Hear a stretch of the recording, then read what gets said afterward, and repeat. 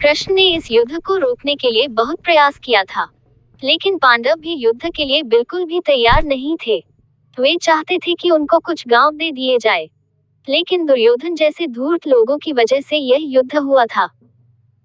जब दुर्योधन ने एक पैर भूमि भी पांडवों को देने से इनकार कर दिया और दूत कृष्ण को ही जान से मारने का प्रयास किया। लेकिन कृष्ण के विराट रूप को देखकर भी उन मूर्खों को ये समझ में नहीं आया कि युद्ध होगा तो अंत उनका ही होगा।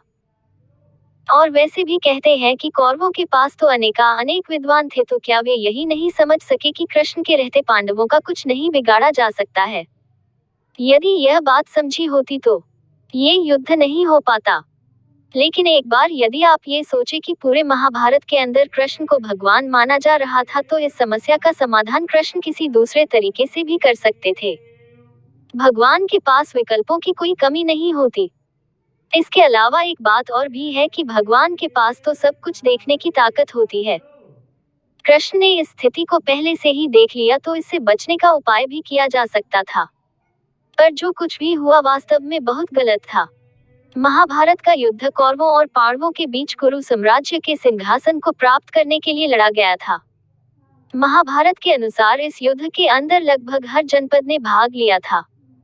यदि वैदिक साहित्य की बात करें तो यह उस काल का सबसे बड़ा युद्ध रहा था।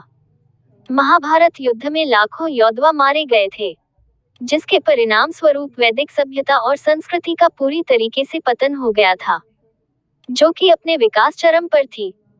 इस युद्ध के अंदर राजाओं, क्षत्रियों और वीरों ने भाग लिया था और अंत में सब वीर गति को प्राप्त हुए थे।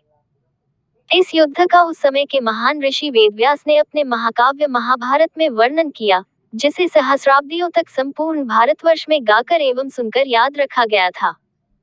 पिछले दिनों एक यूजर ने मुझे मेल किया और पूछा, सर कि क्या आप बता सकते हैं कि महाभारत युद्ध में कितने लोग मरे थे। उसके बाद मैंने उस विषय पर काफी कुछ रिसर्च किया, तो पता चला कि दो प्रकार के आंकड़े सामने निकल कर आते हैं। हम आपको दोनों ही प्रकार के आंकड़े के बारे में बताते हैं, जिससे आप यह आसानी से निर्णय कर पाओगे कि महाभारत के युद्ध में कितने लोग मारे गए। महाभारत के युद्ध में कितने लोग मरे थे? इस सवाल का ठीक जवाब देना काफी कठिन है, और उस समय वैसे जनसंख्या का कोई आंकड़ा भी नहीं था। लेकिन इस संबंध में हम आपको एक दिलचस्प स्टोरी बताते हैं, जिसके आधार पर हम ये भी तय करने की कोशिश करेंगे कि महाभारत के युद्ध में कितने लोग मरे थे। महाभारत के युद्ध के अंदर कई राजाओं की सेना ने भाग लिया था, और इस संबंध में एक दिलचस्प स्टोरी का उल्लेख मिलता है। और युद्ध में भाग लेने वालों की संख्या इतनी थी कि आसमान से देखने पर वे एक चींटी की तरह दिखाई पड़ते थे। युद्ध के अंदर बहुत से लोग रोज मारे जाते थे और मरने वालों की संख्या का पता पहले ही चल जाता था।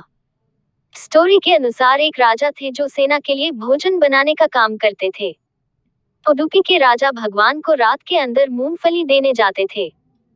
भगवान जितनी भी मूंगफली खाते और जो बच जाती उतने ही लोग रोज मारे जाते थे।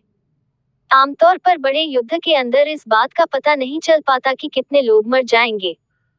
हो सकता है एक दिन के अंदर 10,000 लोग मारे जाएं, तो खाने का अनुमान ठीक लगाना एक समस्या थी।